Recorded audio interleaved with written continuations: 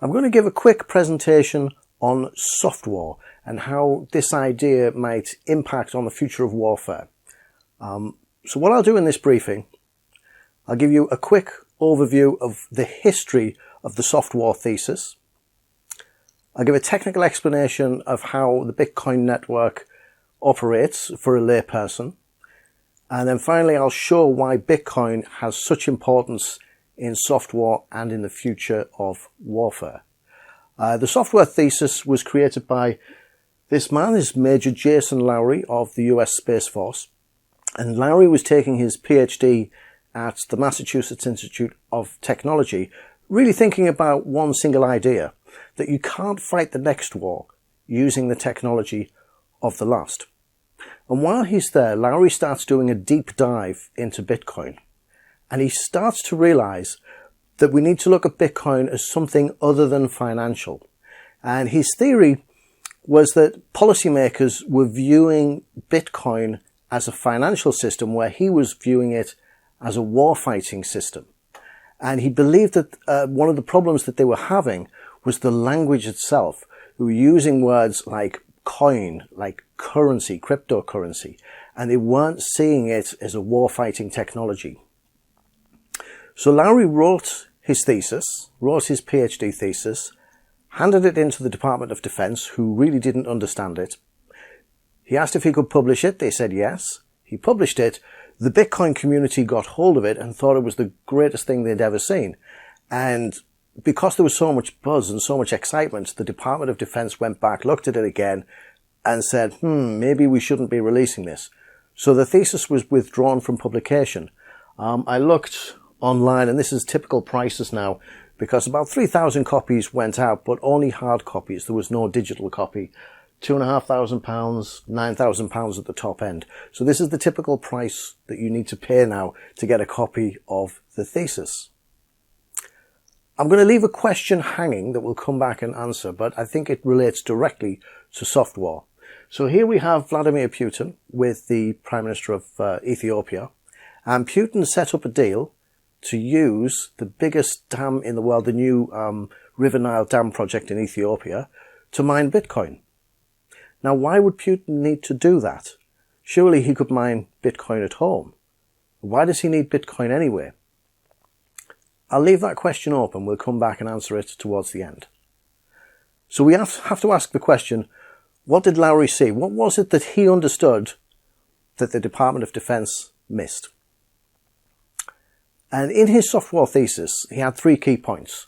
So the first was he felt that Bitcoin would enable power projection. Second, non-lethal warfare. And finally, it would impose physical costs on an adversary. And I think Lowrey himself made a mistake with his thesis because he didn't really explain why. He understood. Bitcoiners understood. But the ordinary layperson didn't really understand what Lowrey was looking at. And it's interesting, he chose antlers for the cover. And if you think of a stag with antlers, the bigger the antlers, the more imposing they look, the more power they project. Lowrey himself describes a wolf with a piece of meat, and if you put your hand in to take the meat away, the wolf will growl at you, it will bare its teeth. This is power projection. In military terms, we think of power projection as you turn up with a carrier battle group. But in nature, it's about this show of force. Non-lethal warfare, with the antlers, is when stags want to fight, they can clash heads and clash the antlers, and it looks very violent, very dangerous. But the reality is they're unlikely to kill one another. It's a way to have a fight without doing too much damage. And finally, a stag who looks at another stag and their antlers has to think carefully that there is a cost to go and get engaged in a fight. Lowrey realized that Bitcoin allowed all of these things from a war-fighting perspective. But I think he missed the crucial bit of the explanation in his thesis. So we'll try and look at that. Okay, but the Bitcoin community, they understood straight away. So they understood what the Department of Defense missed. And the crucial concept was that Bitcoin equals monetized energy. Or another way to think of that is the price of Bitcoin is directly linked to the price of energy that produces it. Energy is everything. At the moment, all of the unelected power in the world is with central banks. But what Bitcoin is doing is slowly moving that power to the energy producers. And I'll show you why. We'll have a look at the supply and demand for Bitcoin, and it might explain a little bit further. Okay, these are Bitcoin mining machines. And these particular machines are in Kenya, in a small field by a small river. They've built a hydropower electric station, very small, but there is some excess capacity. And they're using that excess capacity to mine Bitcoin.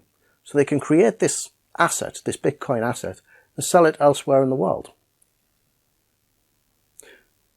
This is a nuclear power station in Pennsylvania. And they're using Bitcoin mining for load balancing. They're producing about 105% of the power that is needed at that moment. And this was normal for power generation, because you need that extra capacity to deal with any sudden supply surges, any demand that was unexpected. But in the past, that extra capacity was lost. It was just went straight directly into the ground. It was thrown away. What happens now is you can plug it into the Bitcoin miners, make Bitcoin with your excess capacity, and then sell that later in the market. No extra energy needs to be produced. This was already being used. And there's been a gold rush in the last few years to secure as much stranded energy. So things like gas flaring. You could look at an oil rig in the middle of the North Sea, and you're doing gas flaring. Why not plug in a Bitcoin miner and make some Bitcoin at the same time with the energy that you no longer need? So this clip I'm about to show is Tucker Carlson in Argentina a few weeks before Javier Milei became president, and he's about to exchange a $100 bill. And try and change a $100 bill. Okay. How many money do you expect are you going to receive? I don't know. More or less. Guess. Enough to keep my door from closing. A doorstop. Well, now I feel rich. This is like Mad Max of caves. Don't seem like that? That is... So how much is that worth? Thank you. Well, thank you. Amazing. So the reason I'm showing that is to look at the demand. Who actually wants Bitcoin? One of the issues I notice in Britain is when you talk to people about Bitcoin, they say, well, I don't need it, therefore it has no value. But there are other countries where they have rampant inflation, where it is now very, very important. In particular, so we're looking here, Egypt, Nigeria, and Turkey, where this was at the beginning of 2024, Bitcoin had hit all-time highs in their local currencies. So if you're the average person in Argentina and you've got this rampant inflation, you need to get out of it. What do? Well, traditionally, you went and bought dollars, or you tried to buy euros, or you bought some stable currency. But with Bitcoin, you could do it with an app. So you can have your local currency and just change it into Bitcoin very easily. All it requires is for you to download an app. So this is where the demand is, or one of the places where the demand is. As an inflation hedge for ordinary people, it is a lifeline. So I'll show now a little bit about how the Bitcoin network actually operates. So it begins with these machines, which are dedicated, purpose-built machines. All they do is mine Bitcoin. Your computer at home is an all-singing, all-dancing, jack-of-all-trades. These are designed purely for Bitcoin. So they're very powerful at a single thing. And these machines are organized in a network of about 5 million, we believe, across the world. Here we go. This is to look at the Bitcoin network happening live.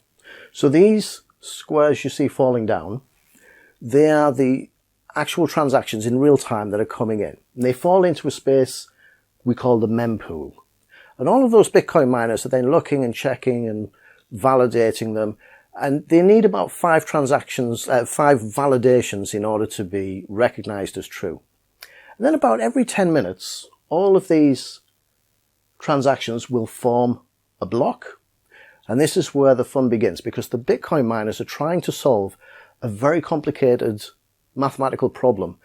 And the maths is a one-way street. They use this block as a starting point, and they're in a competition to see who can solve the puzzle the fastest.